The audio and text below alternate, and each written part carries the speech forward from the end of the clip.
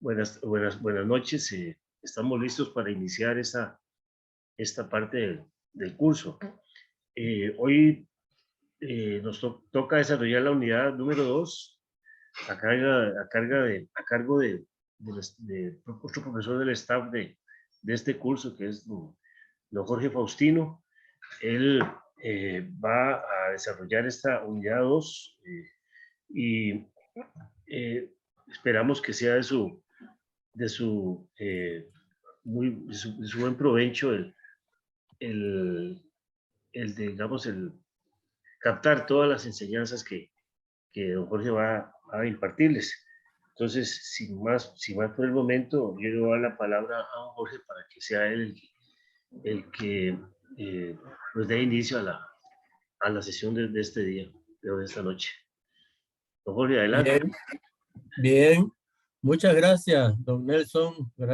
Saludos a ustedes, saludos a don Douglas y a todos los participantes. Muchas gracias. Para mí es una oportunidad muy especial el poder estar esta tarde con ustedes para compartir sobre un tema que cada día nos preocupa más, no solamente a las comunidades, sino también a las autoridades, a todos los actores en general. El tema de riesgos en general, día con día se hace mucho más importante, más preocupante, digamos, ¿no? Bien, voy a compartir la pantalla con la primera parte de la presentación.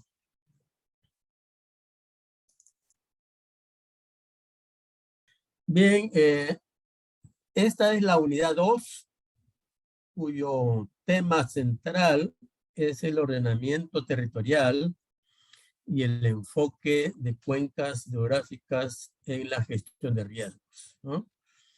Van a notar ustedes que de alguna manera vamos a recordar algunas cosas que ya se han avanzado en la unidad 1 y probablemente van a haber algunos elementos que se van a enlazar con la unidad 3 y así sucesivamente. Vamos a desarrollar 8 puntos. Cada uno de ellos pues tiene su importancia y puede ser quizás mucho más amplio, mucho más discutido, mucho más profundo en su análisis, pero vamos a tratar de desarrollar lo más importante, lo más relevante en esta tarde para ustedes. El primer punto tiene que ver con el enfoque de cuencas. En este caso, en esta lámina se presenta, por un lado, la temática de ordenamiento territorial y por otro lado, la gestión del riesgo, pero cómo son analizados, cómo son enfocados desde la perspectiva de un territorio como la cuenca hidrográfica. Déjeme decirle que el enfoque de cuenca hidrográfica no necesariamente deja de tomar en cuenta las unidades político-administrativas, como pueden ser los cantones, municipios, distritos, provincias. Debe haber alguna compatibilidad, alguna relación entre ambos enfoques territoriales. Pero por un lado, recordemos que el ordenamiento territorial, ya sea dentro del enfoque de cuencas o dentro del enfoque de un territorio municipal, lo que busca es, ojalá, lograr que cada cosa, cada actividad que se hace en ese territorio pueda estar de acuerdo a sus condiciones naturales, a su capacidad de soporte, es decir, que no altere nada y pueda mantenerse de una manera equilibrada y duradera. Es el deseo de el ordenamiento territorial cuando uno considera el enfoque de cuencas o el enfoque de un territorio como puede ser un municipio o una provincia. Pero por otro lado tenemos el tema de la gestión del riesgo. El riesgo puede ocurrir o el riesgo se puede analizar tanto en la cuenca hidrográfica como en el municipio, ¿no? O en otra unidad político-administrativa. Y el riesgo, el estudio del riesgo busca de alguna manera que en la cuenca se logre reducir la vulnerabilidad, ¿no? Al ocuparse de una manera ordenada. Pero hay otro elemento que también es importante cuando uno habla de ordenamiento territorial y gestión del riesgo, es que en la cuenca hay un enfoque interno, un enfoque muy propio de la cuenca, que es el enfoque ecosistémico, que tiene el recurso hídrico, al agua, como el eje integrador.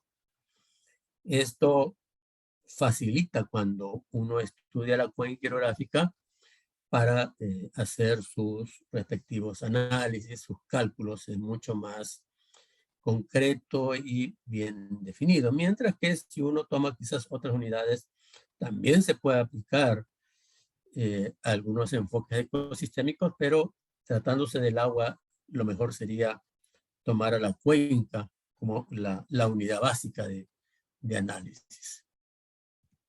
Bien, ¿para qué y por qué, ¿no? Este tema del ordenamiento y la gestión de riesgo en la planificación territorial, ¿no? Eh, Cuando nosotros planificamos o cuando nuestros especialistas planifican un territorio, el territorio puede ser un municipio, una microcuenca, una comunidad, un área protegida, una gran cuenca, ¿no? La planifican pensando en lograr que haya un buen uso del territorio, que haya un buen aprovechamiento de sus recursos, que haya bienestar, que haya un desarrollo equilibrado y sobre todo que se eliminen, ojalá, las amenazas o se controlen las amenazas y que la vulnerabilidad de ese territorio sea mínima, o sea, cero, desaparezca, ¿no? Entonces, se planifica el territorio para lograr ese desarrollo social, económico, ambiental, para beneficio de una población con una visión de largo plazo. Puede haber una planificación de corto plazo, pero cuando analizamos el territorio siempre vemos en esa visión de largo plazo hacia dónde va el territorio, qué podemos aprovechar en esa visión de largo plazo en ese territorio y obviamente hay que considerar allí el tema del riesgo. Entonces, por otro lado, en la planificación tomamos en cuenta eh, las potencialidades que tienen nuestros recursos en ese entorno, en ese ámbito, en esa unidad territorial, ¿no? Para facilitar que se aprovechen sus recursos en general, sean renovables, sean no renovables, sean perpetuos, se aprovechen de una manera ordenada, racional, propiciando que tanto los sectores primarios, secundarios y terciarios puedan alcanzar un máximo de rendimientos, ¿no? Esa es la planificación. No solamente la materia prima, sino la transformación, todo el valor agregado y los servicios. Pero hay una cuestión importante cuando hablamos del riesgo, es que la planificación toma en cuenta la seguridad de la población, de sus inversiones, ¿no?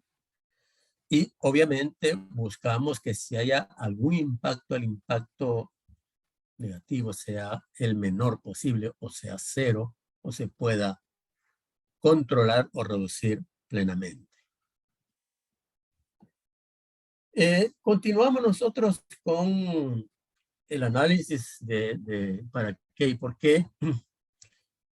Viendo el esquema, allí nosotros podríamos hacernos la idea de que hay una colina o una serie de laderas que en su forma natural están en equilibrio. Pero el ser humano, las comunidades, la población necesita transitar, necesita establecer una vía, la comunicación, un camino, una carretera. Y no siempre la carretera está bien diseñada, está bien ubicada, mantiene todas las normas de seguridad y aparece el peligro que puede haber un derrumbe, que puede haber un deslizamiento y comienza entonces a generarse una preocupación, el peligro y la amenaza. Luego seguramente vamos a recordar ya los conceptos de peligro y amenaza.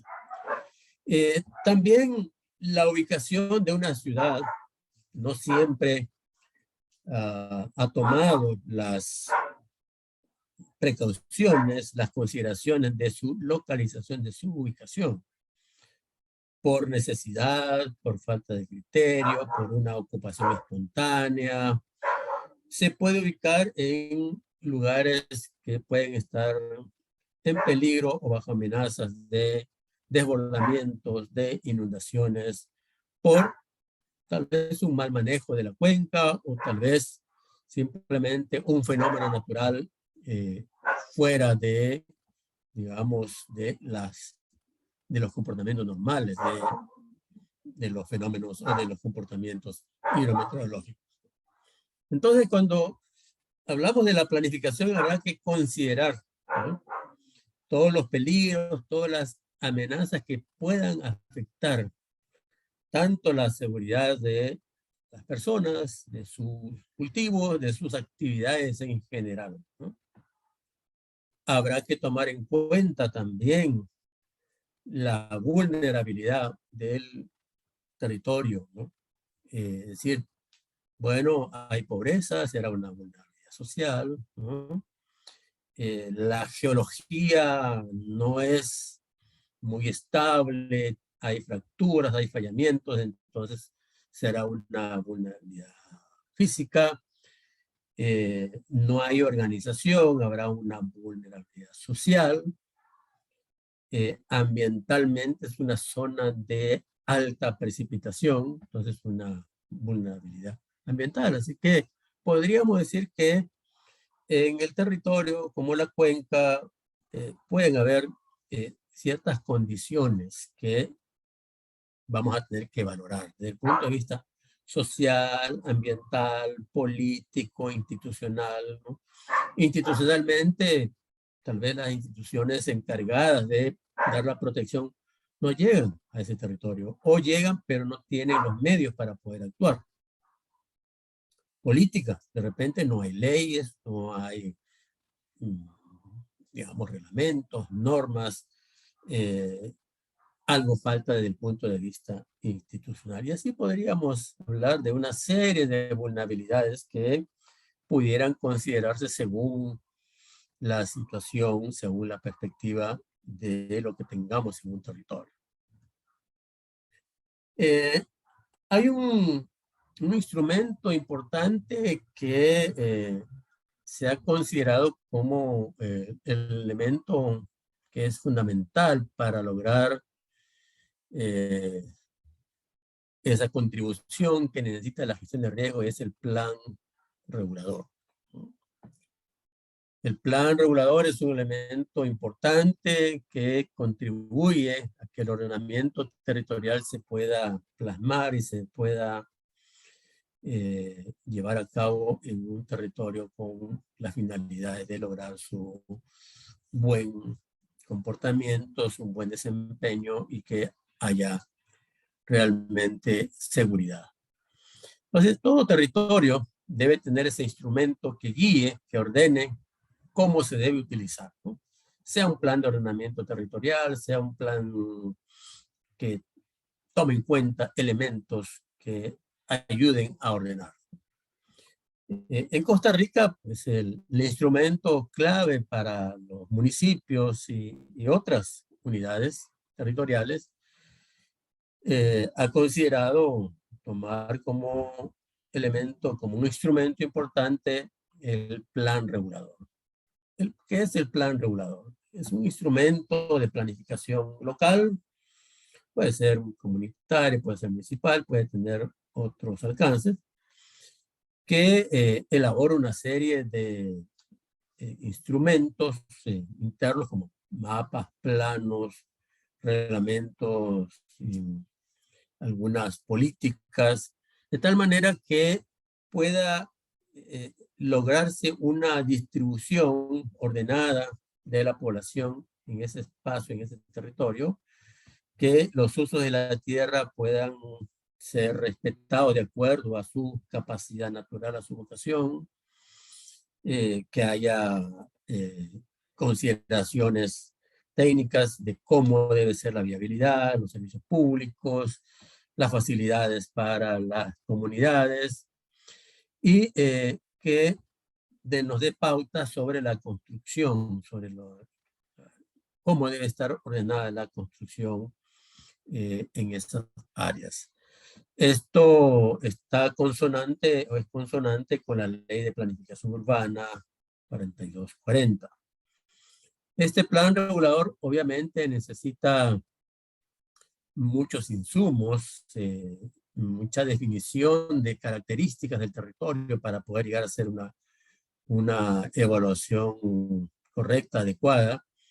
Y obviamente a veces no es tan fácil llegar a elaborar este instrumento y por eso es que nos hace falta en alguno de nuestros territorios. Pero el planteamiento está ahí y el instrumento puede contribuir a que nuestra zona urbana en ese territorio municipal pueda ordenarse desde un enfoque territorial. Eh, el plan regulador no está solo. El plan regulador tiene una articulación con una serie de instrumentos que son rectores, que son de mayor jerarquía, ¿no? Y que de alguna manera hay que tomar en cuenta estos instrumentos rectores por si tenemos que hacer un planteamiento muy específico, muy particular dentro de la planificación de nuestro territorio. Y ahí tenemos como un instrumento rector lo que es una política nacional de ordenamiento territorial, lo que puede ser un plan nacional de ordenamiento. Y si estamos relacionando el plan regulador con el tema del riesgo, pues tenemos que considerar la política nacional de gestión del riesgo, la planificación nacional de la gestión del riesgo, y en este caso específico, la ley de planificación urbana, ¿no? Probablemente haya otros instrumentos rectores complementarios, vinculantes, que se deberían también tomar en cuenta, ¿no? Y ahí tenemos todos los instrumentos ambientales, ¿no? Que tienen que ver mucho con al momento de elaborar el plan regulador, eh, algunos elementos relacionados con los recursos naturales, con aspectos sociales y algunas bases estadísticas principalmente. Algunos beneficios que el plan regulador nos puede brindar dentro de esta visión de ordenar el territorio para hacer una buena gestión del riesgo. Entre otros, tenemos que permite un control del uso del territorio por parte de quienes administran, quienes son las autoridades, que tienen que velar por ese uso del territorio. Entonces, se puede controlar mejor. Nos brinda una zonificación, una zonificación que obviamente considera todos los posibles impactos negativos para que ellos disminuyan, ¿no? Ya sea en una actividad de protección, de conservación o de producción. Permite un mejor equilibrio entre los intereses privados y los intereses de la comunidad, ¿no? De tal manera que se facilitan los espacios y las relaciones para que haya realmente una relación equilibrada entre ambos intereses. provee seguridad jurídica y da confianza al inversionista, porque cuando se habilita un uso determinado, el inversionista sabe que ese uso habilitado tiene el menor riesgo posible o tiene un riesgo cero, o hay un nivel de seguridad que le da confianza, ¿no? Mantiene una relación armónica entre los diferentes usos de la tierra en ese territorio. Es conveniente para que haya acceso a propiedades, a las vías públicas, ¿no?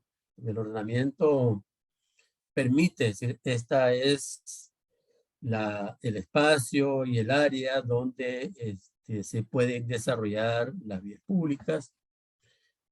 Eh, Regula la división adecuada de los terrenos, propiciando unidades básicas mínimas o criterios para cuando se tengan que generar procesos de parcelamiento, división general. Obviamente, tratándose de un ordenamiento para la comunidad y que integra todo el territorio, reserva espacios para el uso público, sea recreación, sea algún servicio. Permite también que algunas áreas puedan ser rehabilitadas y pueda prevenirse ese proceso de deterioro a la que puedan estar expuestas algunas áreas, ¿no? Facilita el desarrollo del ornato, la salubridad y la seguridad en las construcciones. Estos son algunos de los beneficios principales del plan regulador que se van a tomar en cuenta a la hora de hacer una planificación que tome en consideración la gestión del riesgo.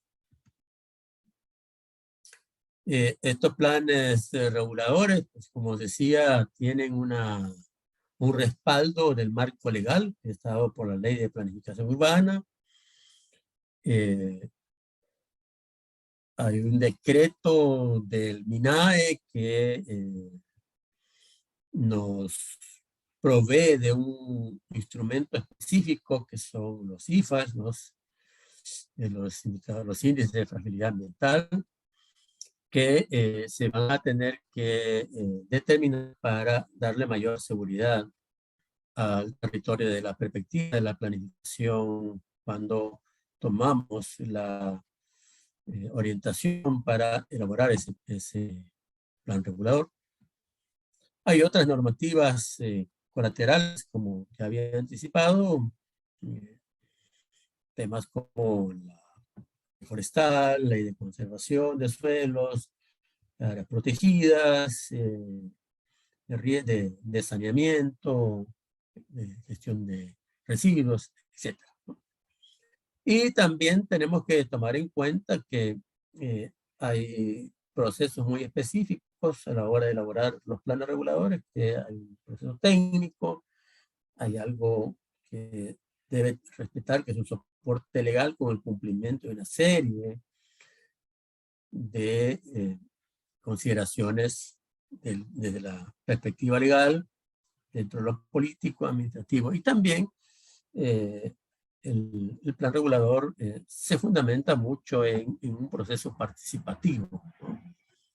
Ahí ven un mapa de un plan regulador urbano para un cantón que da una idea más o menos del ordenamiento y de las áreas importantes que pudieran definirse, que pudieran caracterizarse y normar para tener ese ordenamiento del territorio bajo la perspectiva de un plan regulador. Entonces, cuando nos planteamos en este proceso de ordenamiento del territorio, desde la perspectiva de la cuenca o simplemente de la perspectiva territorial cualquiera que sea, ¿no?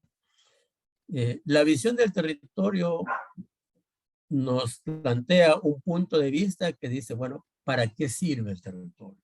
¿Para qué es bueno el territorio? ¿Qué puedo yo considerar que el territorio tiene como potencial, ¿no? Y que debo aprovecharlo y que debo maximizar sus beneficios, ¿no? Sus cualidades, sus características. Entonces, ese planteamiento de para qué sirve el territorio me hace pensar en una visión del territorio a un largo plazo o a un plazo dinámico, ¿no?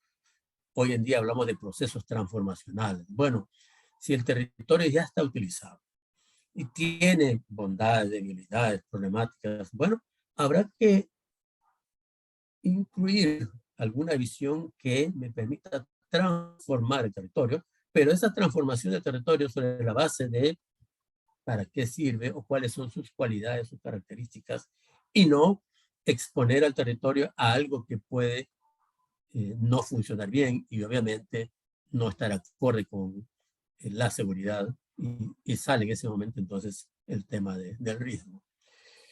Obviamente, cuando pensamos en una visión del territorio, tenemos que finalmente decir, bueno, ¿cuáles son las metas que quiero lograr en ese territorio?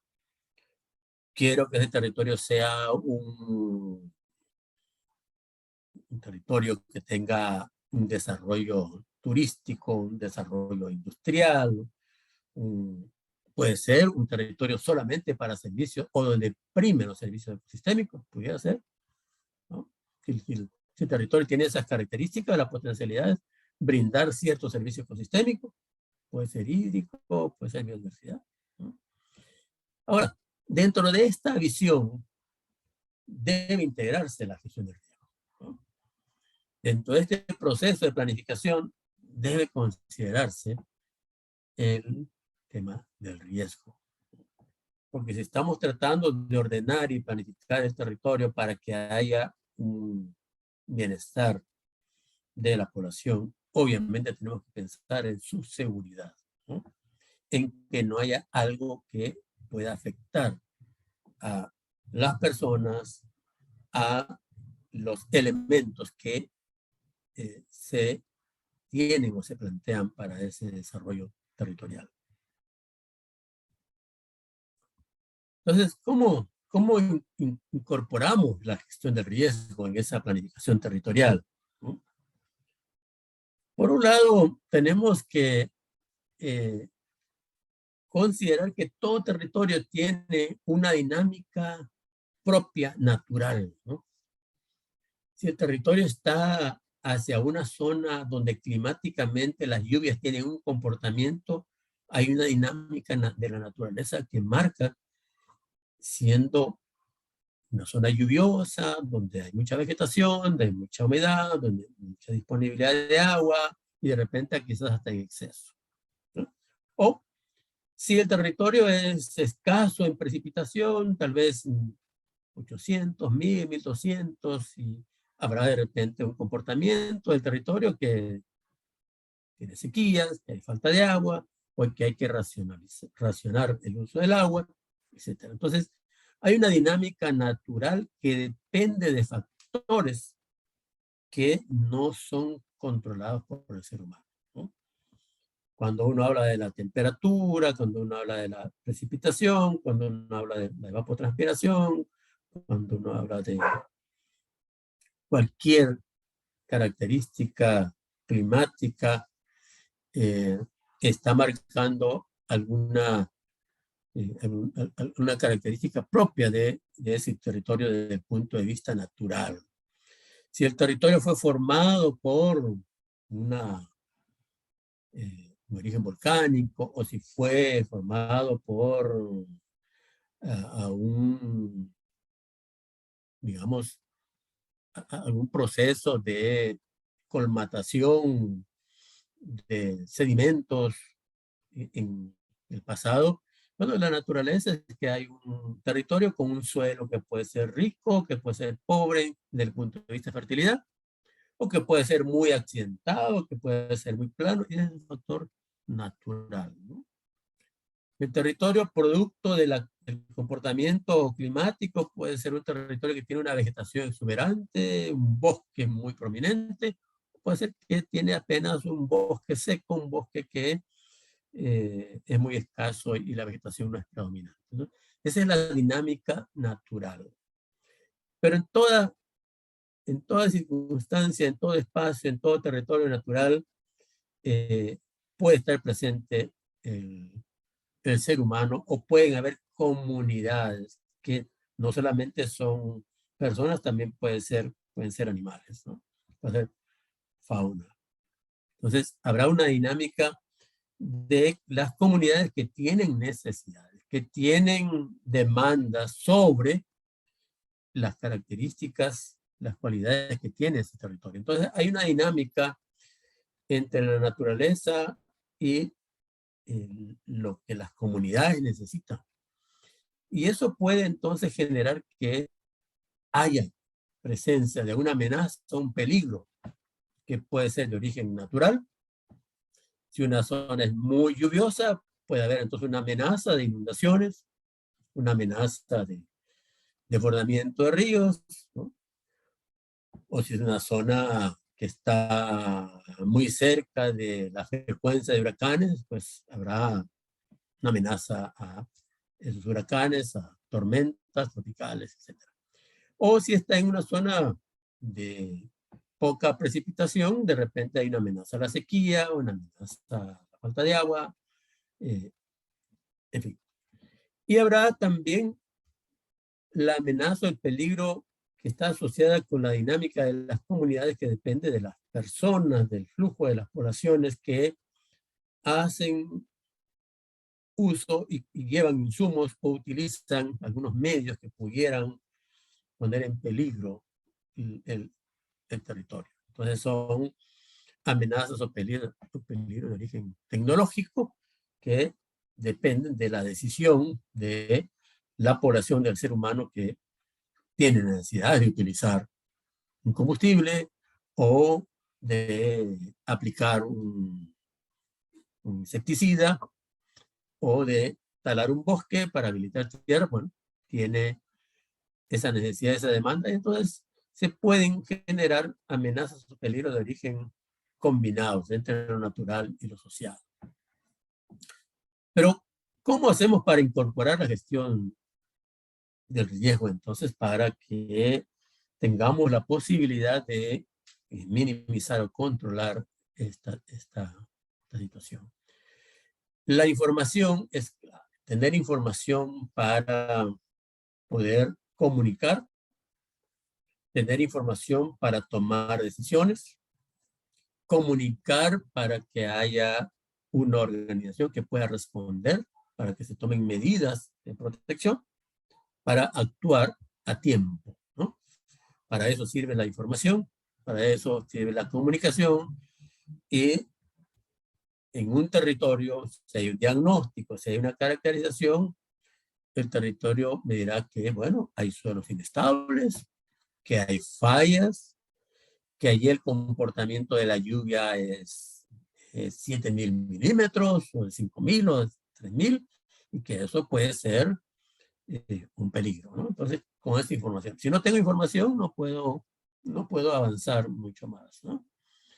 Con la información y a través de la comunicación surge el proceso de la sensibilización, de que toda esa característica, toda esa particularidad del territorio sea conocido a todos los niveles y pueda llegarse a que las comunidades, las personas, los grupos comunitarios, ¿no?, reconozcan y estén sensibilizados de que hay una consideración especial que hay que tomar en cuenta, y que es la posibilidad de que pueda haber algún desbordamiento del río y una inundación, o puede haber una avalancha, un desprendimiento de taladera, y que pueda afectar a la ciudad que está al poblado, centro poblado que está en la parte baja de la ladera.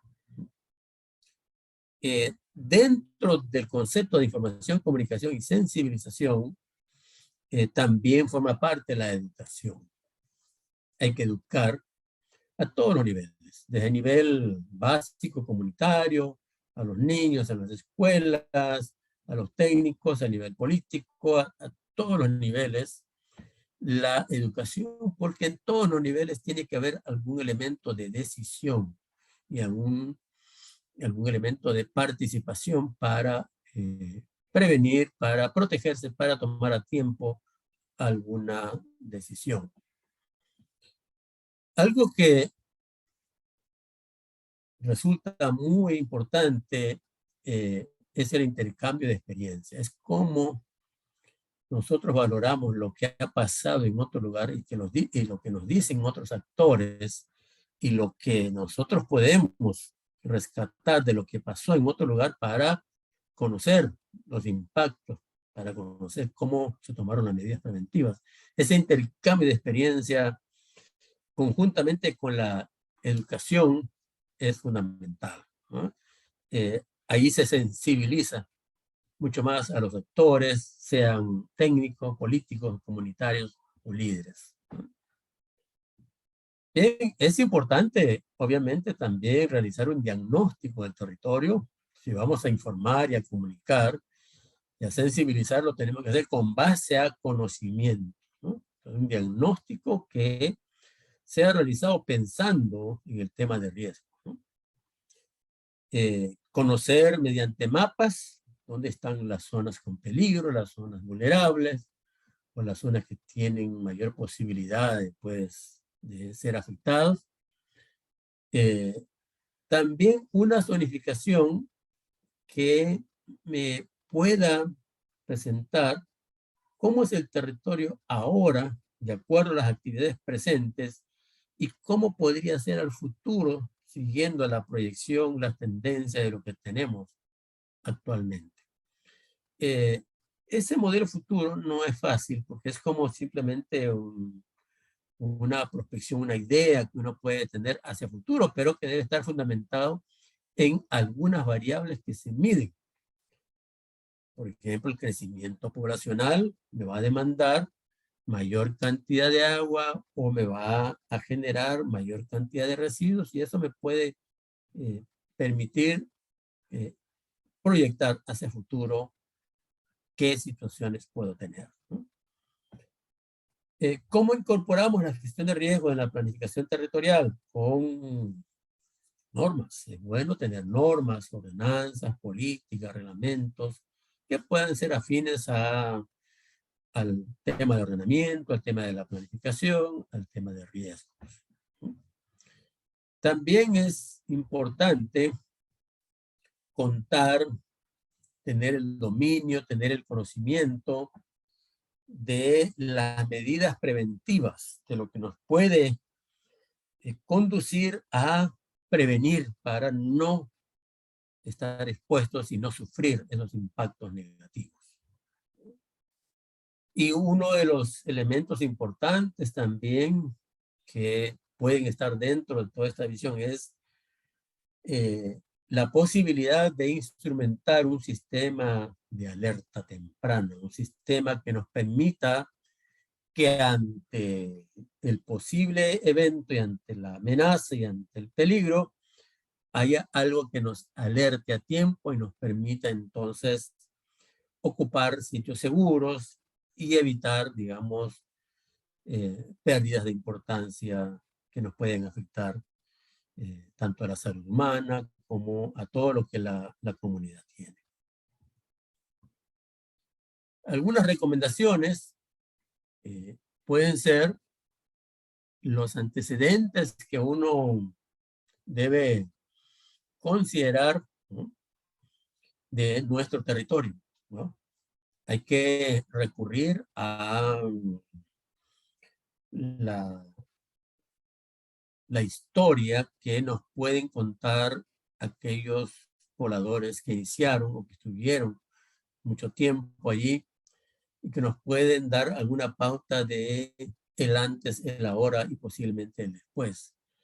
Para esto es importante elaborar una línea de tiempo desde el momento donde haya la posibilidad de rescatar información, construir una línea de tiempo para ver cómo se ha comportado durante décadas o durante el tiempo que tengamos la posibilidad de construir, como por ejemplo, qué tipos de sismos se han presentado, ¿sí?, cuál fue la graduación y en qué años ocurrió, y ahí podemos ver más o menos el grado de repetición, o cuántos años, o cuántas inundaciones han ocurrido a lo largo de los últimos 30 años, ¿no?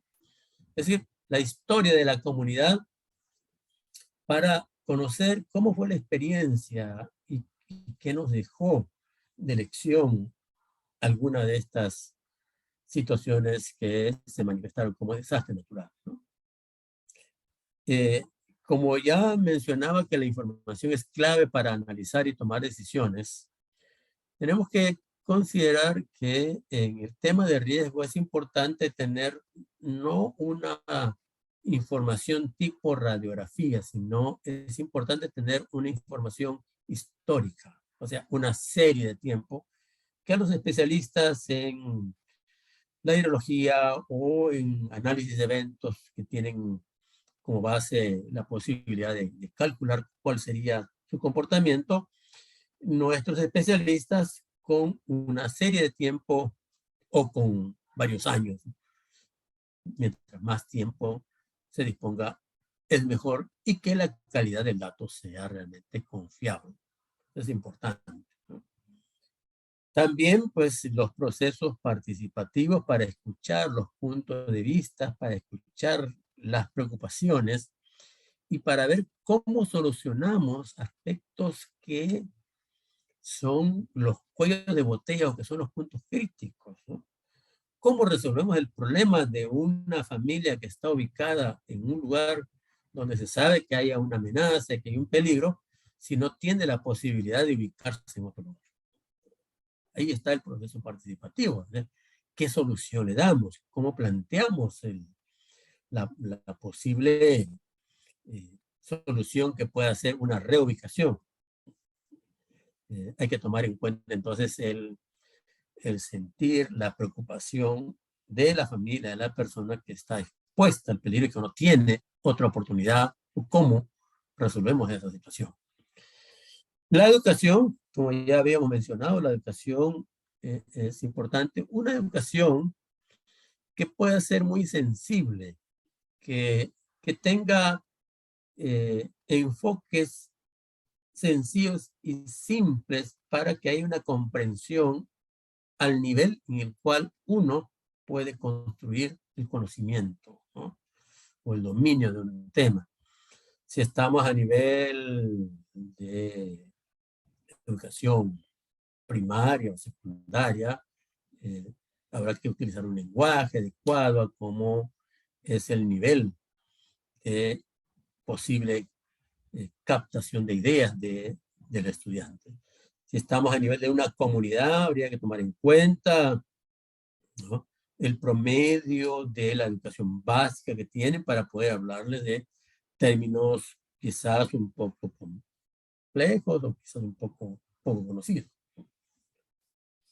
Otra de las cosas y que seguramente vamos a hacer en el recorrido de campo, es cómo nosotros podemos previamente identificar los sitios vulnerables, con peligros o amenazas.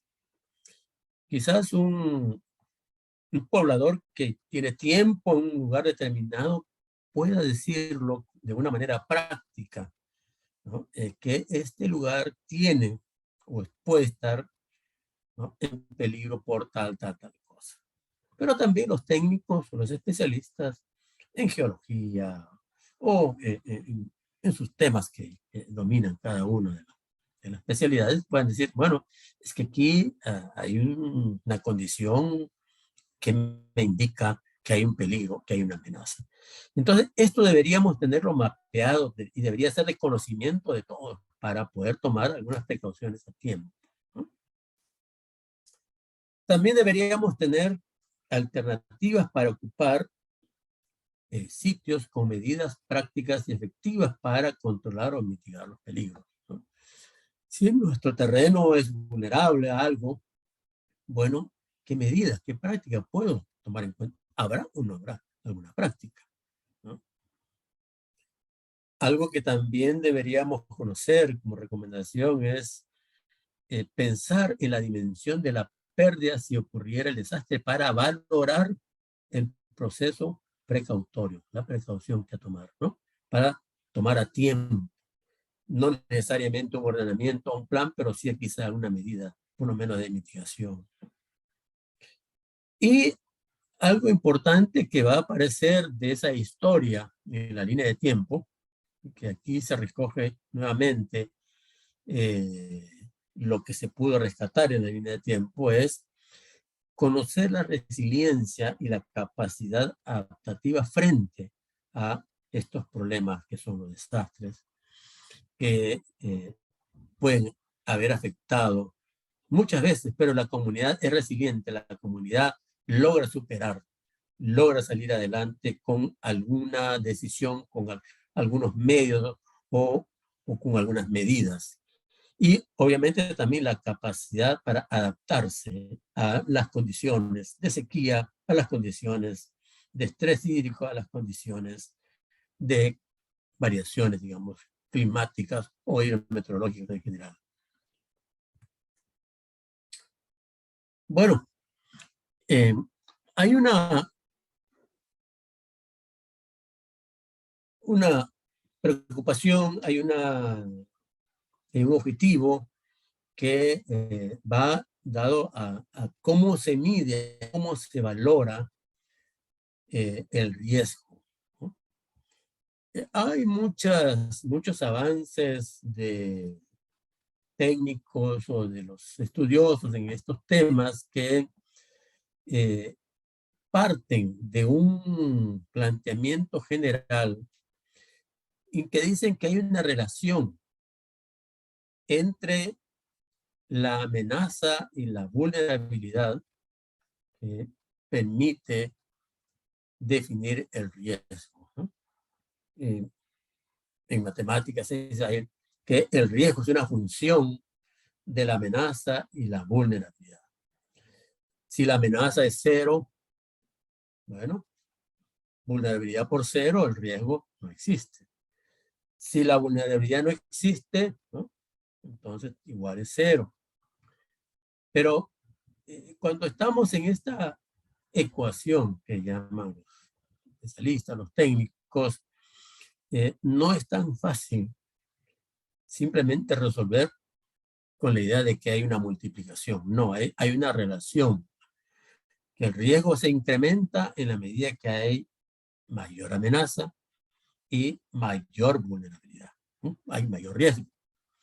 O que el riesgo se puede controlar porque uno puede reducir la vulnerabilidad, pero la amenaza no la puedo controlar, no la puedo reducir, la amenaza está allí y no la puedo manejar, pero la vulnerabilidad sí. La vulnerabilidad social, la vulnerabilidad económica la puedo reducir, ¿no? ¿Cómo? Pues mejorando la organización de la comunidad, bueno, si es económica, buscando que haya mejores ingresos para las comunidades, una vulnerabilidad política, institucional, bueno, que haya reglamentos, que haya leyes.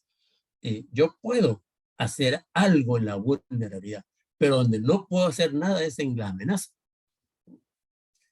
Porque la amenaza es algo que está allí y que de repente puede aparecer o estar en alguna forma que va a ser difícil que yo pueda, ¿no?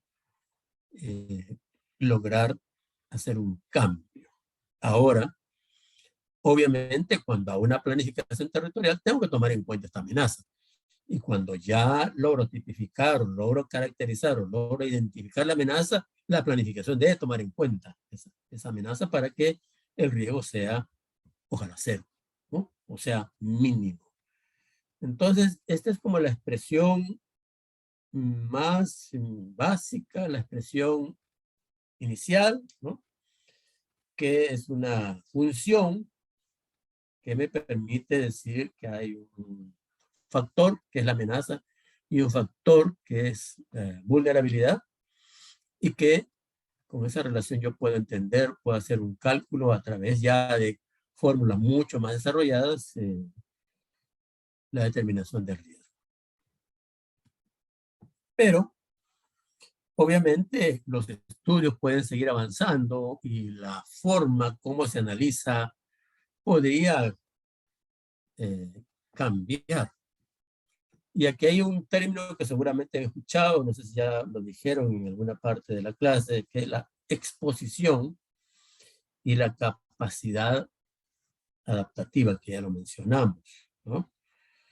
Si, por ejemplo, tenemos como base que el riesgo es igual a amenaza por la vulnerabilidad, pero si tengo una buena organización, ¿no?, el riesgo puede disminuir. O si tengo una buena capacidad adaptativa, el riesgo puede disminuir. Entonces, hay otras consideraciones que pudieran manejarse desde el punto de vista de una ecuación, de una relación matemática o simplemente una expresión, eh, en la cual uno puede hacer un análisis y lograr que el riesgo se minimice, se controle o tener yo elementos para minimizar el riesgo con una mejor capacidad adaptativa, como organizando la comunidad, teniendo sistema de alerta, dándole realmente información para que pueda tomar decisiones, aparte de que puedo reducir la vulnerabilidad también. Entonces, hay otras fórmulas que pueden también incluirse en el objetivo de calcular el nivel de riesgo. Eh, Aquí quería, en este cuadro, no sé si logran verlo, pero quería distinguir las amenazas que son de origen natural, socionatural y antrópica, ¿no? El mismo circulito que habíamos visto anterior, ahora aquí clasificando las amenazas. Y cuando vemos las de relación, o que tienen relación con la naturaleza, vamos a tener pues la geodinámica de nuestro terreno, de nuestro sitio, cómo son las rocas y cómo es el suelo, el subsuelo y el manto rocoso, ¿no? Y ahí hay una característica que podríamos decir sismicidad o eh, naturaleza sísmica, o puede haber un vulcanismo, que a su vez pues depende de cómo eh, se produce la actividad, ¿no?, tanto volcánica como la actividad sísmica, y eso no lo podemos controlar. ¿Lo podemos identificar en qué sitios? Sí. Yo puedo decir, en este territorio municipal, en tal sitio, el nivel de sismicidad es tal y la construcción, si van a construir ahí, debería tener tales o cuales características, ¿no?, para evitar algún problema posterior.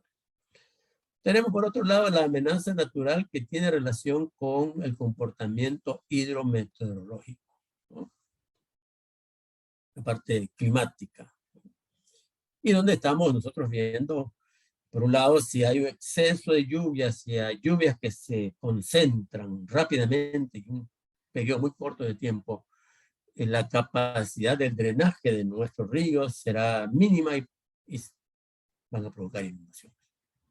Y ahí tenemos fenómenos del niño y la niña. Lo contrario será unas zonas desérticas, secas. Hoy en día hablamos de conceptos como el cambio climático, ¿no?, que está variando la temperatura, que está variando la precipitación, eh, y algunos otros comportamientos hidrometeorológicos como tornados, huracanes, etc. Tormentas.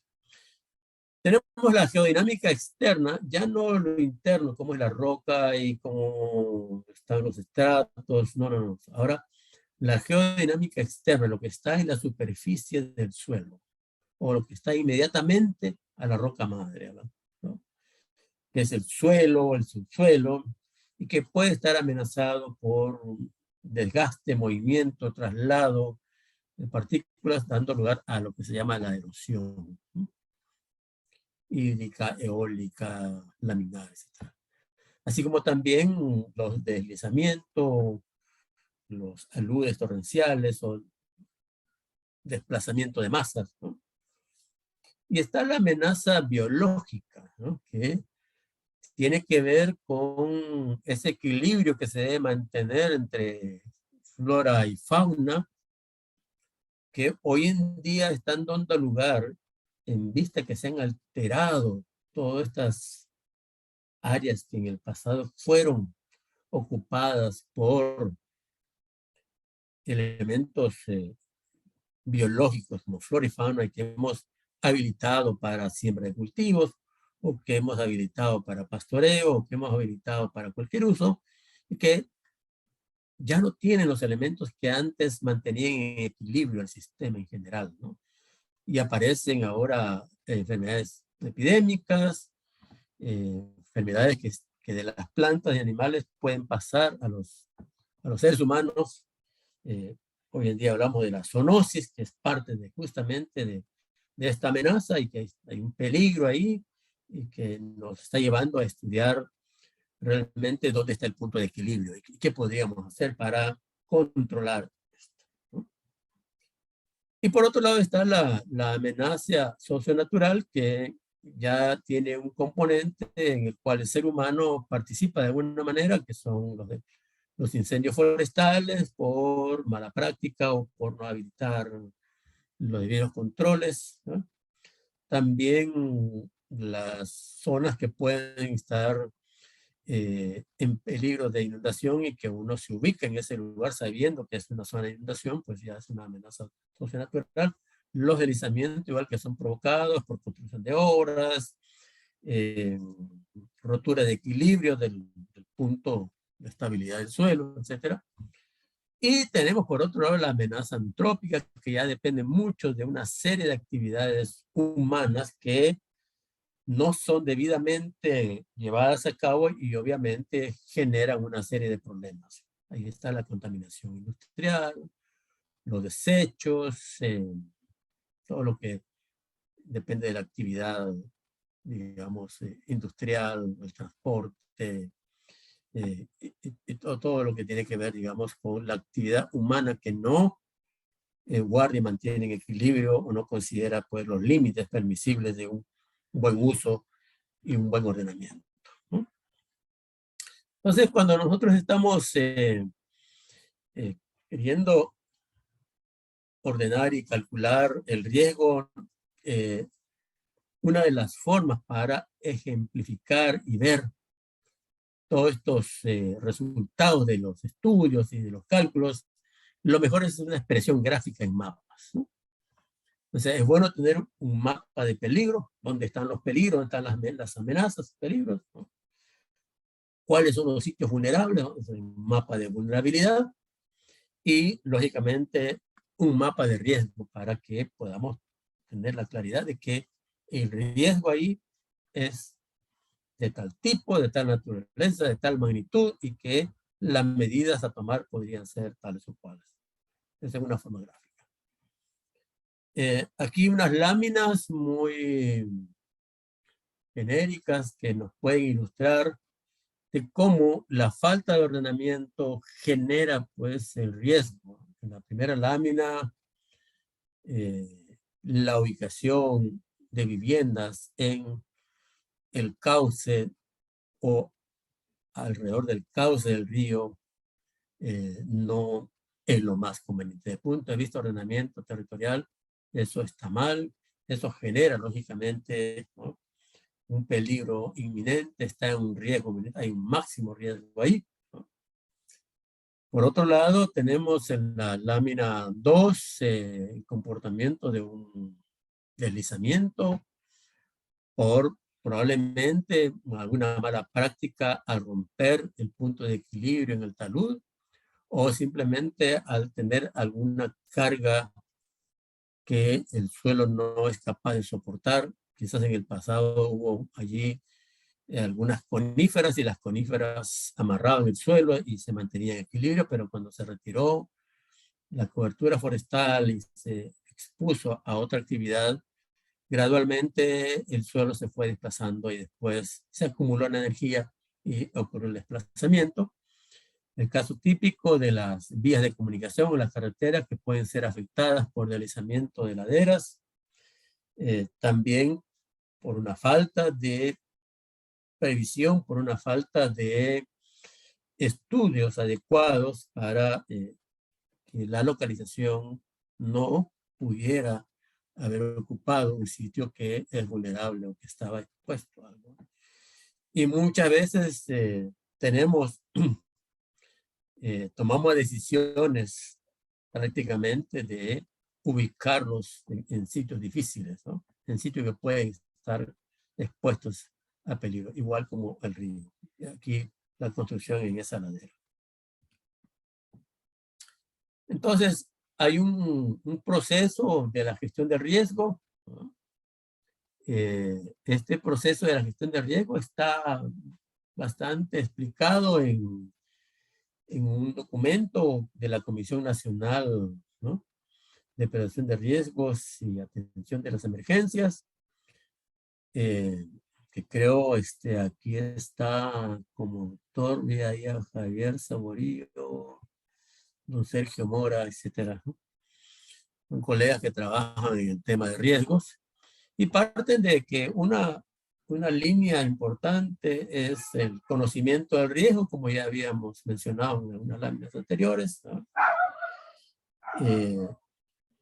Tener los elementos para reducir el riesgo. Yo, para gestionar, tengo que ver cómo puedo reducirlo, cómo puedo prevenir el riesgo, ¿no?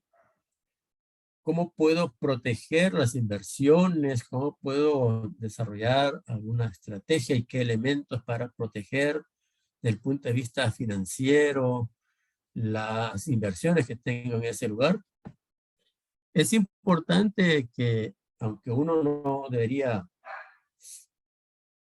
digamos, dejar eso como algo tácito y ya predefinido, pero hay que prepararse para una respuesta en una eventualidad, porque la amenaza y el peligro pueden ser de una magnitud que, aunque se haya hecho una prevención, aunque se hayan tomado algunas medidas para reducir, el impacto siempre se puede dar. Entonces hay que estar preparados para una respuesta y lógicamente hay que pensar qué hacer después, ¿no?, de cuando sucede el desastre o cuando la afectación ya generó una serie de impactos tanto a las personas, a las obras y a todo lo que tiene el territorio en general. ¿Qué hacemos? ¿Cómo nos recuperamos? ¿Cómo superamos toda esa situación? ¿Estamos preparados o no estamos preparados? Eh, hay de alguna manera específica como para empezar a que uno pueda identificar, sobre todo en campo y también en los mapas y en algunas láminas, que parte del reconocimiento de dónde están las zonas que pueden ser más vulnerables o que pueden estar expuestas a algo que puede afectarlo desde el punto de vista de su seguridad. Recuerden que había allí un cuadro que decía las amenazas geodinámicas, ¿no? O sea, cómo se formó la Tierra y cómo tenemos frente a nosotros ese territorio, ¿no? Es accidentado, es plano, se ve que las rocas tienen buena estabilidad o se nota por el contrario que hay rasgos, hay fisuras, o hay algunas características que me dicen aquí no hay estabilidad. O sea, ¿cómo es esa geodinámica tanto interna como externa del lugar donde yo voy a hacer un estudio, un reconocimiento, o donde estoy viviendo, donde quiero hacer la planificación? Entonces, hay que estudiar con mucho cuidado. Para eso tenemos nuestros colegas, los geólogos, los geomorfólogos, especialistas en suelos, inclusive, que pueden entre ellos darnos una mejor interpretación y explicarnos realmente qué condiciones tenemos en ese lugar desde el punto de vista de la geología, de la geomorfología, de la forma del relieve, de la naturaleza del material que tenemos allí, cómo nosotros logramos entender y explicar que ese puede ser un sitio o bien seguro o bien vulnerable o que puede tener, digamos, algunos elementos que lo podemos caracterizar como peligro, la existencia de un peligro, ¿no? Eso también se representa en mapas, pero se pueden hacer estudios en campo y es muy importante realizar esa identificación, ¿no? Para esto nosotros pues estudiamos mapas, tenemos gráficos, utilizamos muchas veces una computadora para poder ver los mapas o ver los gráficos o los detalles que nos pueden dar alguna explicación o visualizar qué está pasando en un territorio, ¿no?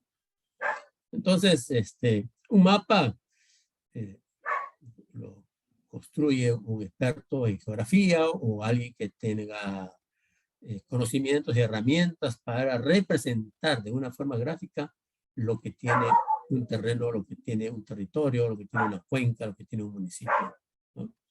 Y está a una escala. En el mapa se ve de manera plana, en una lámina se ve todas las características y tiene símbolos, tiene una serie de trazos, una serie de líneas que nos permiten entender que ahí hay una representación de lo que existe en el territorio, ¿no? Esto es importante para sintetizar. Es difícil que un mapa pueda representarse el 100% de las características del territorio, porque va a depender mucho de la escala y de cómo se levantó y todo lo que tiene el territorio, ¿no? Se trata de hacer el máximo de representación, por lo menos simbólica, o con algunos trazos, algunas eh, representaciones, digamos, simbologías que pueden estar ahí, ¿no? También podríamos tomar en cuenta que en esta cartografía no solamente interesa el sitio o la zona donde estamos nosotros analizando, sino el contexto, o sea, qué hay alrededor de ese territorio. ¿Qué me dice el mapa? El mapa me representa si hay algo alrededor de ese territorio para poder entender el vínculo que hay con unidades territoriales que a veces puede ser muy importante.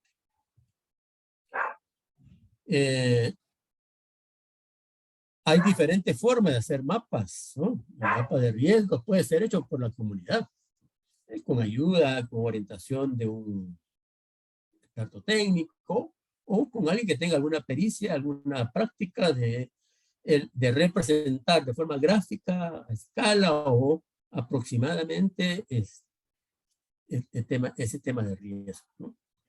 Bueno, para eso nos organizamos trabajo. Vamos a tener 4 o 5 o 6 personas que conocen el lugar, que pueden hacer buenos trazos, que pueden dibujar bien, que tienen habilidades para utilizar símbolos, etc. Hay que discutir, bueno, dónde están todas estas características del territorio que nosotros podemos decir que están las amenazas y obviamente el riesgo. Hay cerros muy elevados, hay zonas que fueron en algún momento cubiertas por una vegetación natural, un bosque, pero ahora ya no hay bosque y obviamente ahí puede haber un proceso de erosión, de deslizamiento, etcétera. O toda la parte alta de la cuenca estuvo reforestada en un momento dado y ahora ante una lluvia puede haber una inundación aguas abajo. Bueno, hay que discutir todo esto en conjunto, en el grupo que la comunidad ha designado para elaborar el mapa. No, obviamente tenemos que hacer muchas observaciones en campo, hay que buscar información que nos complemente, ¿no? Se hace el recorrido para identificar y localizar algunos sitios importantes. Hoy en día tenemos, para suerte, un instrumento de apoyo que es el GPS, que es muy sencillo, o ya en los celulares también existe esa herramienta y uno podría más o menos como tener una ubicación de posición, de dónde puede estar la ubicación de tal característica del deslizamiento, del corte, del área inundable, lo que estemos observando y lo podemos registrar y lo podemos después trasladar y materializar gráficamente en el mapa. Hay que hacer una discusión, ¿no? Y después se hace de una manera colectiva el mapa, ¿no? Hay diferentes formas, procedimientos, que depende de la preferencia o depende de las habilidades que quiera tener cada grupo, ¿no? Siempre en un grupo hay alguien que tiene alguna habilidad para el dibujo y será la persona más idónea para poder tomar en cuenta lo que dicen los participantes y que puedan plasmar en un gráfico, ¿no? Cómo representar estos temas que estamos analizando para tener realmente una representación que exprese, ¿no?, espacialmente en ese mapa lo que hemos logrado interpretar del territorio, ¿no? Hay otro procedimiento que tiene las mismas características, pero en ese caso se distribuye, cada uno de los participantes va en búsqueda de algo específico, y igual se hace una discusión al final y se elabora el mapa. Este es un mapa de identificación de riesgos que se hizo con la participación de la comunidad. Ven una serie de símbolos ahí, una serie de trazos, de dibujos a mano alzada que me dice más o menos espacialmente en el territorio qué es lo que hay y dónde hay un peligro de inundación, dónde hay un peligro de deslizamiento, si hay alguna mala ubicación, si hay un incendio o una quema ahí, o las casas, las viviendas mal ubicadas. Espacialmente el mapa me está diciendo, ¿no?, lo que después gráficamente, ya de manera técnica, un sistema de información geográfica o un trabajo de plano topográfico me permite representar y mapear los riesgos. El mapa de riesgo no es nada más que un instrumento que permite identificar cuáles son estos factores, estos elementos de riesgo que dentro de ese territorio, pues la organización lo ha identificado y que nosotros podemos primero posicionar y luego podemos hacer un análisis de la magnitud, del efecto del daño que podría, ¿no?, causar y la probabilidad de que pudiera ocurrir ante digamos, cuando se presente el evento, ¿no? También se pueden hacer maquetas, se pueden construir a escala las características del territorio y ubicar los sitios donde creemos que haya un peligro o donde el riesgo pueda estar dibujado, graficado para que la comunidad pueda entender de manera más sencilla y práctica. Ya pasando un poquito más, yo les había mencionado, había hablado del sistema de información geográfica, no es nada más que un programa en computadora que tiene varias fuentes de base, ¿no? La computadora, cuando recibe un programa de sistema de información geográfica, lo que hace es pedir los datos, ¿no? Si hay datos, si hay fuente de información, la computadora puede hacer a través de un experto que sabe elaborar los datos. Ahora, lo importante es la lectura y la interpretación de estos mapas cartográficos, ¿no?, que las computadoras no pueden proveer.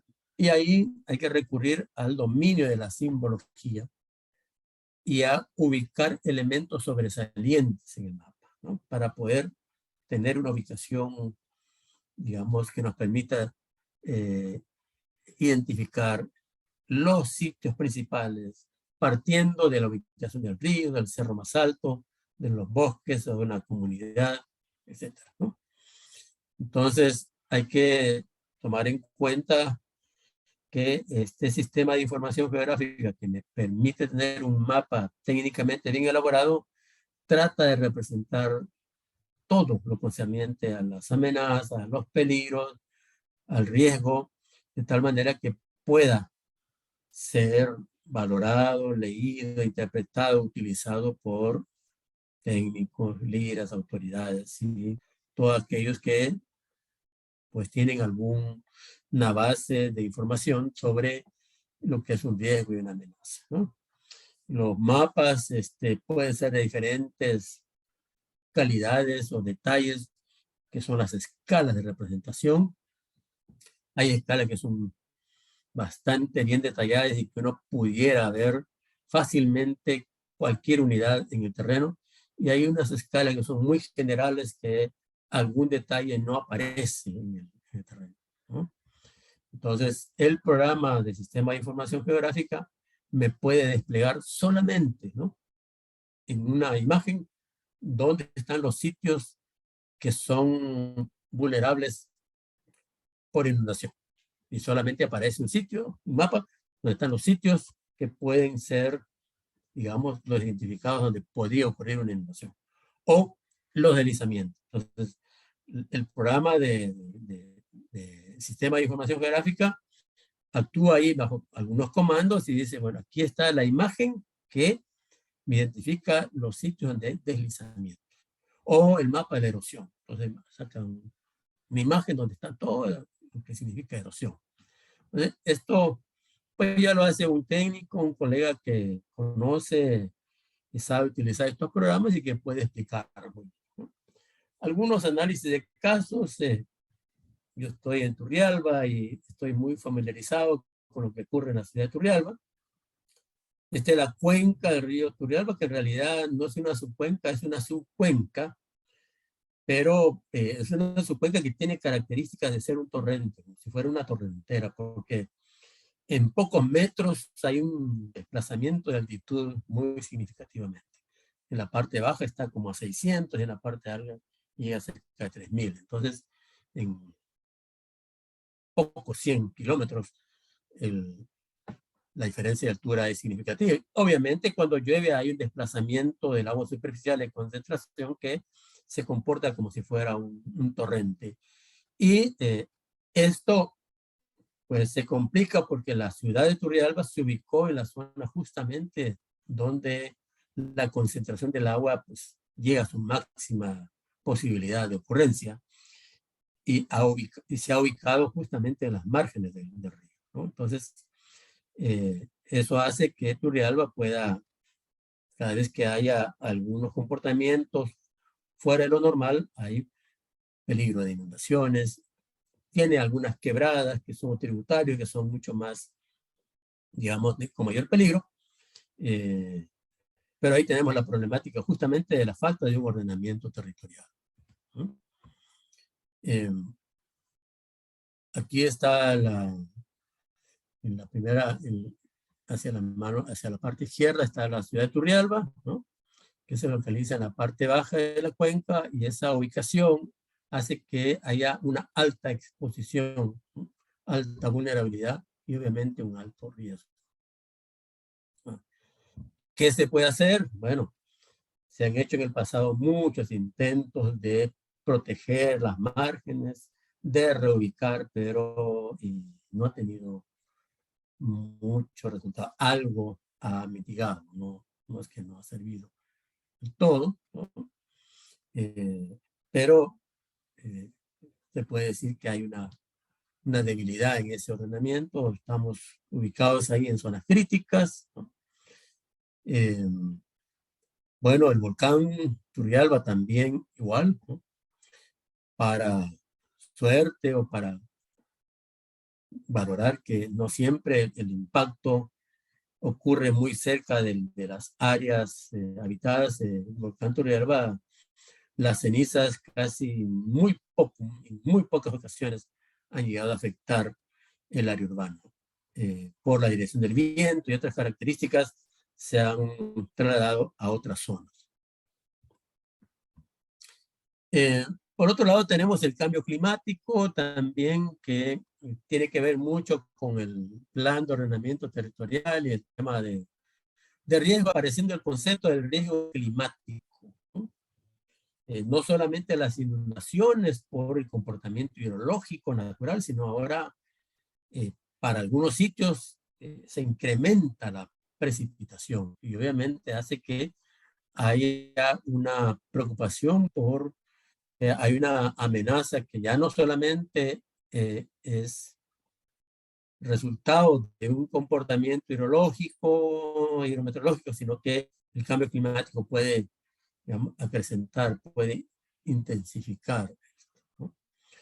Y en esto, pues, lógicamente, desde el punto de vista del análisis del territorio, el cambio climático, si hablamos del efecto de la precipitación, la cuenca, el enfoque de cuenca es muy particular, digamos, como un instrumento útil para hacer un buen análisis, tanto de escenarios, los modelos, de los RCP, que ahora ya tenemos varios modelos, ¿no? Con ciertas tendencias según los números de años que se han utilizado para correr los modelos.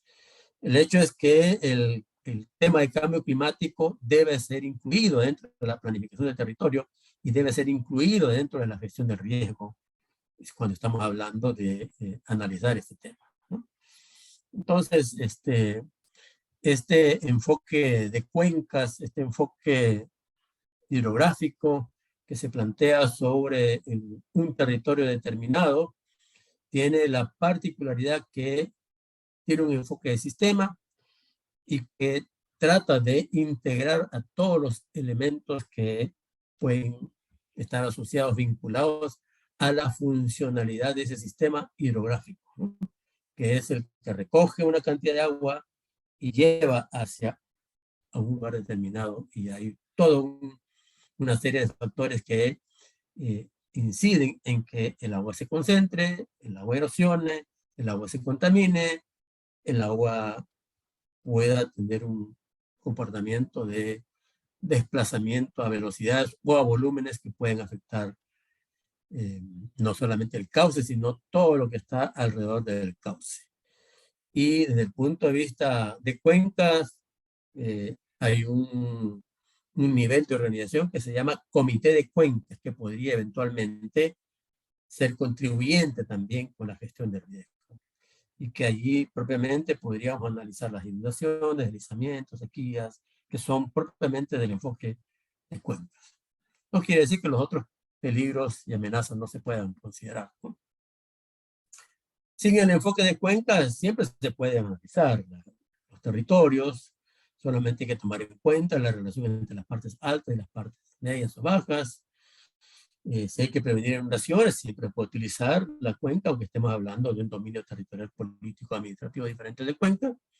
Igual la variable hidrológica, habrá que tomar en cuenta cómo afecta a ese territorio, si es parcial o total, si está dividido la cuenca entre dos municipios, cómo nos, digamos, un arreglo para hacer un análisis.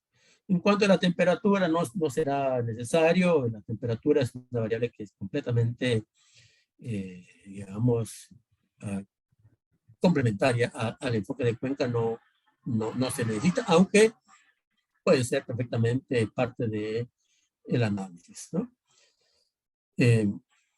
Podemos decir que los dos enfoques se pueden complementar, que los dos enfoques se pueden servirnos para hacer el análisis adecuado. Entonces, cuando hablamos del riesgo climático en este ordenamiento territorial, hay que identificar y comunicar el riesgo, igual como mencionamos en el inicio. Hay que pensar en cómo reducimos el riesgo, con medidas de prevención, con medidas de mitigación, con medidas de adaptación y con las sinergias entre mitigación y adaptación. También, igual, cuando hablamos de la gestión de riesgo, tomando en cuenta el factor climático, las emergencias y los desastres son parte de todos los sistemas que permiten observar. Hoy ya tenemos observatorios en muchos lugares, sistemas de alerta, programas de rehabilitación, de recuperación y todo lo que sea documentación que nos sirva para compartir lecciones aprendidas. Y el tema de financiamiento, que no debe ser dejado de lado, porque todo proceso que genera impactos negativos tiene que después ser sometido a una recuperación, a un proceso de restablecer las condiciones para que las comunidades se puedan, obviamente, volver a, digamos, adaptarse o a acondicionarse a esas nuevas situaciones que el territorio ha quedado. La comunicación del riesgo climático es fundamental, igual como hablábamos del riesgo en general, ¿no? Es parte de conocer las amenazas, la vulnerabilidad y el riesgo climático para que pueda haber una educación y pueda con eso pues tomarse las medidas adecuadas. Con esto quiero decir que los desastres naturales no son naturales solamente, también el ser humano tiene muchas veces mucha responsabilidad. Aquí termino y no sé si hay unos minutitos para preguntas o comentarios. Adelante.